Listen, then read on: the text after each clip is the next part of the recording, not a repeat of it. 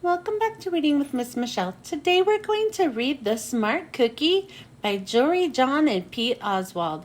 If you have a copy, go get it so you can read along with me. Don't forget to help us out by liking, subscribing, and sharing this video with all of your friends. Greetings, I'm a cookie. I live in a bakery on a street corner near a river. Come on in.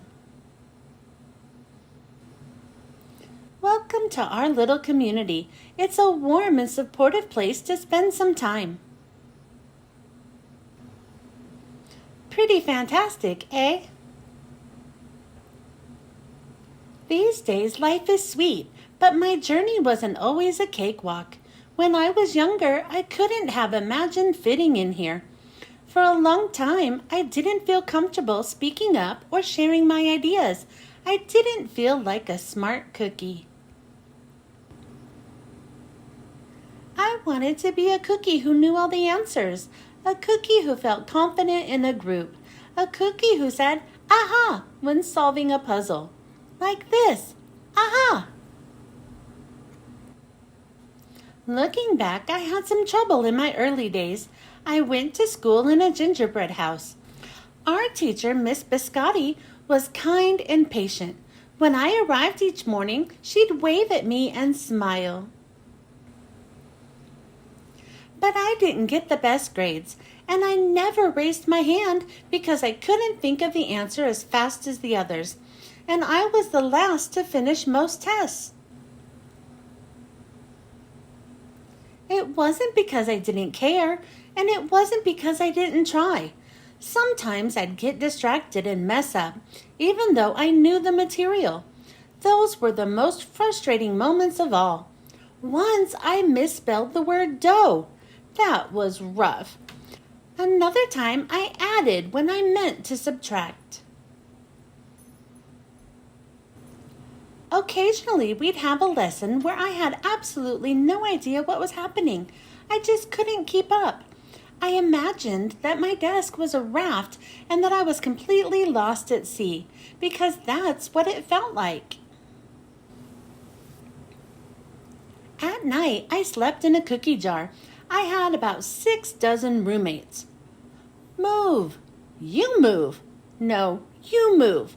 No, you move. No, you move. I'd stay awake and stare out the window and worry, and it went this way, day after day after day. But then something happened that changed everything. It all started with a homework assignment. Miss Biscotti requested our attention one afternoon. "Tonight, I would like you to create something completely original," she announced. "It can be anything you want. Please bring it to class tomorrow." That was it. There were no further instructions. Miss Biscotti winked at me, and I gathered my belongings.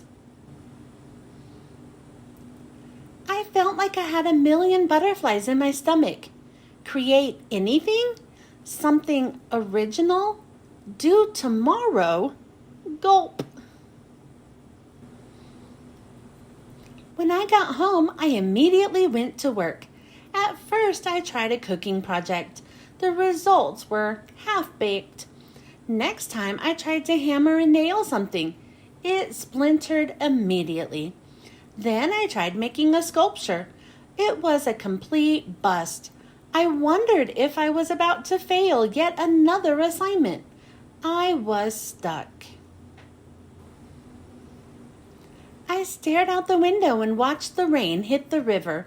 There was something mesmerizing about the water, how it moved in such a chaotic way, swirling around and around, yet ultimately figuring out exactly where it needed to go.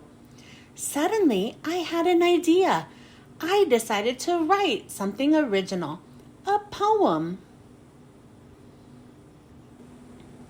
I came up with a title based on how I'd been feeling, My Crummy Days.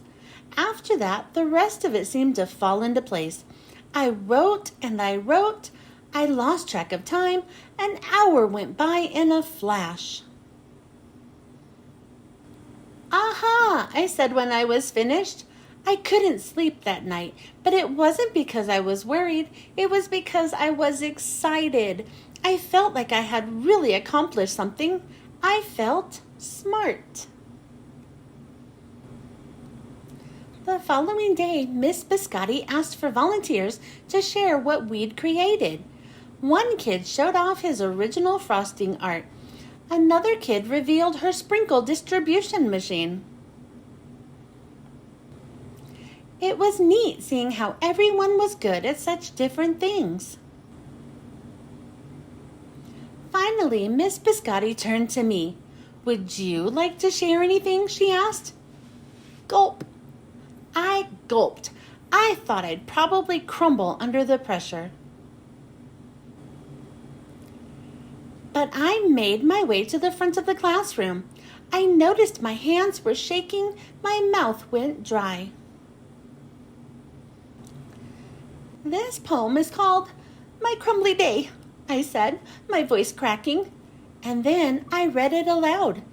As I spoke, I noticed some kids nodding at certain lines. Other kids laughed at parts that were supposed to be funny. As I built toward the finale, I felt myself becoming more confident and animated. And in the end, everybody clapped and cheered. I promise you this, I'll never, ever forget it. Miss Biscotti was beaming. "No one but you could have written that poem," she said. "It was completely original." Aha! I had done it. I'd created something and shared it with the world. Well, my world, at least. The rest of the day was a blur. By recess, I was already planning my next poem. I would call it My Sweet Morning. Aha, I thought when I came up with the title. Later that afternoon, Miss Biscotti handed me a note. It said that I should keep on writing no matter what. That meant so much to me. School was a bit different after that. I wasn't so scared to raise my hand or ask a question or share my work. Sure, some things still didn't come as easily for me as they do for others.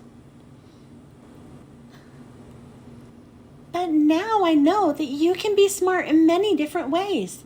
You don't have to have the answers to every question or suddenly be great at everything all at once. You just need a chance to try all kinds of things to find out who you are and what you like to do. As for me, I learned that I can write and I can think up great ideas. And I found plenty of other things I'm good at too. I no longer feel lost at sea. It's more like floating down a river. And the best part is there's always more to learn. Because we're all smart cookies. The end. Thanks for joining me. I hope you enjoyed listening to this book, and I hope you were able to read along with me. Don't forget to help us out by liking, subscribing, and sharing this video with all of your friends. I hope you join me next time. Bye.